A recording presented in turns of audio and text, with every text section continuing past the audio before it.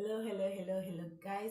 Welcome to my channel. My name is Miracle. Name for short. If this is the first time seeing my beautiful face, you are welcome. So, guys, our next video is from Turning Points USA, and it says Candace Owens best moment of 2023 in 10 minutes. Gosh, let's check it out. As a non-binary person, what do you have to tell me about my identity? Because I know for a fact I'm not confused. Okay, next question. Great statement. That's a statement. That's a statement. Okay, you know your identity. You're not confused. Congratulations, sweetheart. Thank you very much for your statement. Hello. What do you have to say to the trans students on this campus who actively feel victimized by your presence here today? Life's tough. Get a helmet, man. I'm too pregnant for this. Next question. I'm like so excited to speak to you right now. So You're so sweet. so what can you say to those people who think the system is rigged? If you believe the system is rigged against you, the system will become rigged against you. If you see yourself as a victim every single day, you will become your own oppressor. There's no doubt about that. I knew that I could become whatever I wanted if I worked hard, right? So every single day I was willing to put in work because I realized that there was never going to be more opportunity than me being a person that was born in America during this time. If you were born in America right now, you are amongst the most privileged people that have ever existed on the face of the planet. Was there ever a point in history where white privilege did exist? Of course, there's examples in the history of the world where you would have been privileged if your skin was white, especially in this country. But today, no, white privilege does not exist. When did it end? Like when there stopped being laws in place that stopped me as a black person doing what you're able to do as a white man. When? What do you Mid-1970s. Mid-1970s. So mass incarceration affecting black and brown communities disproportionately Because they to their population. because they committed more crimes. Why? Why did they commit more crimes? Because we ripped apart the family. Saying what you're saying and standing up here and knowing what's going on through the police brutality, through injustice, I all love this stuff. This is so, I love that behind me there's like black people rolling their eyes, but the two white guys are yelling at me, telling me that I don't agree with them. This is what I love about white liberals, right? Like they know it's so important for them to sell us our oppression that they'll come up and tell us we're under grace. Hey, just say Can you speak for well, all why black don't you people? stop speaking for black people? That would be great, okay? So my fiance and I are huge fans.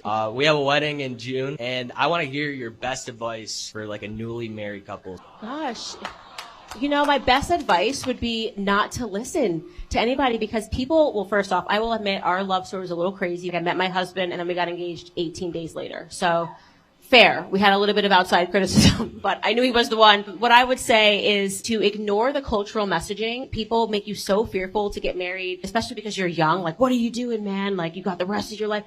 Your life begins once you're married. You never feel more secure. You're married to your best friend. You know, you're not even thinking about the itch to go out and to meet some new people because every day you wake up and you have your best friend there. And I can't explain to you what that fills you with emotionally. It's going to be beautiful. The journey is going to be wonderful. And everything that they're telling you culturally is a lie. Your life is just about to begin. It's not over. So God bless you guys on your journey. Thank you. God bless.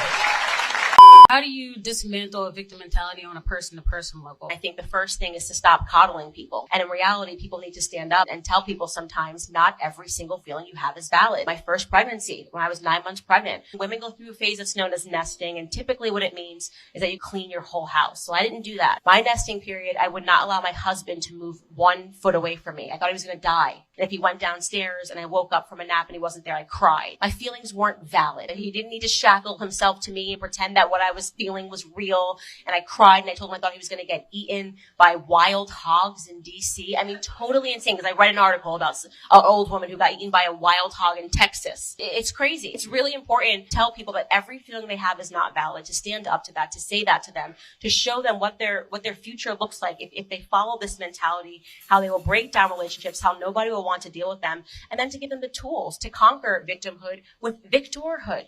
You're telling me that I can put my butt cheeks on the internet for free and that's going to stick it to the man? Free the nipple is an Instagram campaign? Oh yeah, he's going to be really upset, ladies, when you're naked on the internet. You're telling me that women are being taught to have multiple partners as some act of sexual freedom. Oh yeah, ladies, it's really gonna suck when you tell men, I don't want a relationship, but I'll sleep with you for nothing because modern feminism says that that's good. It sucks. Oh, now I get to work just like a man, hours day in and day out. Dude, we were just cooking. I love cooking. Who fought for feminism, modern feminism? People keep thinking that these are things that women liked. And when you actually look at happiness, women are not happy anymore because we're being told that we still have to be a woman, but also be like a man. It shouldn't be like that. I'm going to keep it short and simple. What is your take on climate change? I believe the climate changes. I definitely believe the climate changes. I'm from New York and Connecticut. In fact, I know it does, but I keep being wrong in their climate predictions because it is a way for the government to tax you into oblivion and make you believe that you are being taxed for something virtuous when in fact you are not. It is absolutely ridiculous to believe that even if the world was going to end in 10 years, that government tax would somehow fix it, especially since the people that contribute the most in terms of carbon emissions is China, and they're never in any of these agreements. It's an absolute nonsense, it's a farce, and I hope that students wake up to it. We have traveled all the way from Honduras just to be here this weekend. Yeah. We are so inspired. Our entire country is inspired what Turning Point does. We have noticed that the attack on marriage, life, and family is a global agenda. So the question we had for you was, do you think that raising awareness that this is a global agenda and that uniting nations should be beneficial for our fight? I actually totally agree with you. It is a global agenda, and that's why we talk about globalists in general. And what they're after, obviously, is the subjugation of humanity, which is why I say it's literally enslavement. If you can't take care of yourself, you're a slave. There's a chapter in my book where I talk about the recreation of slavery, like quite literally what happened in American slavery was ensuring that slaves weren't allowed to read, that they weren't educated. Today, Americans are convinced they're educated, and we've never been dumber. We actually, from an IQ perspective, have never been dumber. So, like, I just turned 18. If I was a consenting adult and I wanted to identify in a certain way, do you feel like that's something that should be interfered with, or do you feel like because I'm an adult and I can do what I want, I can express how I want? Or do you feel like there still is a duty to kind of combat that in a sense? I think that one thing that is mistaken is this idea that personally, if you want to identify as a fox every day and bark around Central Park, I don't care if you're not impacting me. It really, that doesn't, I would caution you against it as a friend. I think it's important when people are suffering from various mental disorders. As a friend, you should tell them this, your life isn't going to end very great if you keep following and pursuing this path. I think the moment that transgenderism as an ideology became problematic is when they started insisting on it as something that's taught in the school system, as something that's being taught to children. This is when it really woke me up and turned me into a bear, because I will not allow my children to be intentionally confused by professors. In the future, it is going to be extremely problematic if people do not wake up to the fact that it is the nuclear family that is under attack, and it is because the government wants to seek omnipotence and control over every aspect of your life. Going to your point about the nuclear family, do you not see any problematic things in terms of what the nuclear family has been in the past in terms of oppression of women and control in the household, even a rule where you can punish your wife, beat her, things like that? You don't see that coming back into play? Well, I don't think that could possibly come back into play. Of course, no matter what, there's nothing that's a perfect system. I think that the nuclear family works the best. Going into the future, I don't think that it's going to create a scenario where women are getting beat, and those sorts of things are put into place systematically. And I will stress again that there is nothing better than being barefoot and pregnant in the kitchen. So I think it's just the way that it's been reintroduced to us to think that it was awful, but a lot of these things were actually great. So there is this emphasis, by the way, and I would say this is in lockstep with feminism today, on telling women to act like men. Yeah, would you agree? Like, you could go, you want to be like a man. You can do that all by yourself. You don't need a man. All my single ladies, where are we at? Let's work 9 to 5. What? I don't want to, what? I want to stay home and cook, barefoot, pregnant in the kitchen. I'm cool with that. I like to bake. Leave me out of this feminist nonsense.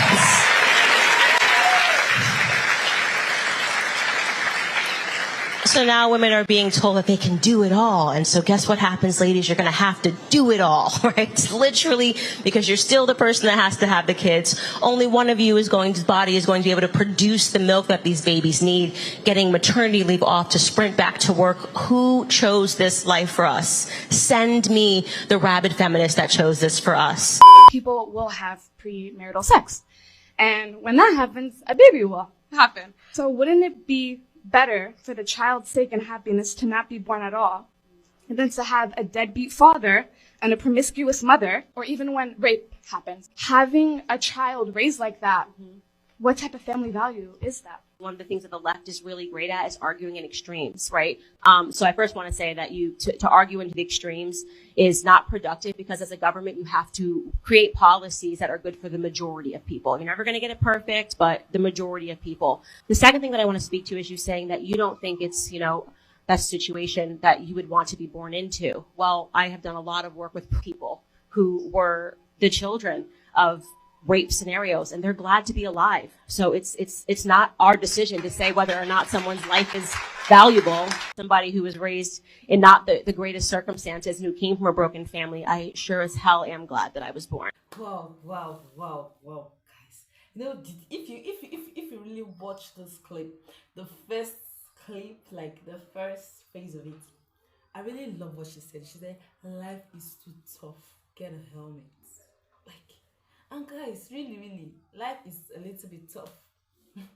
I just really love, I just really love it.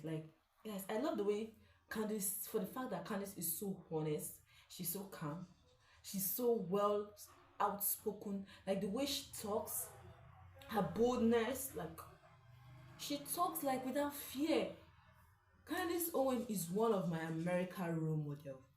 Yeah, I would like to be like Candace Owens. I would like to be handling a situation like this, because if it was me talking to this kind of people, maybe I could have gotten angry, or I could have replied them in such a way. But she calmed down and she was answering their questions, and some of them she will answer she will answer their question with a question, answer with an answer. It's just so good. I feel good. I feel happy watching, and for the fact that she just stand there to teach the truth, and she's heavily pregnant. Oh God, I'm well struck by her strength. Gosh, it's her strength for me. The way and she was so calm, and it didn't really even make her to be very angry or to be irritated, but she was calm even in her pregnancy. I love her strength. And guys, I really love Candace Owens, not because of she's America, yes, not because she's a commentator, yes, she's online saying things, or she's married to George Farmer, or because she's pregnant, or because of, I don't really know, but all those things don't really matter. What makes me to like Candace Owens is her words, the way she stand up for things, the way she talks, her charisma when she's talking, how her voice modulations, her voice, everything, and the way she talk, it's just so good and powerful. I really enjoy everything about Candace Owens, especially if she's talking on any issue or anything, because it's really so good. Seriously, let me know what your thoughts are in the comment section. Let me know how you feel each time you watch Candace Owens. Have a nice day. Watch, like, and subscribe to my channel. Bye bye.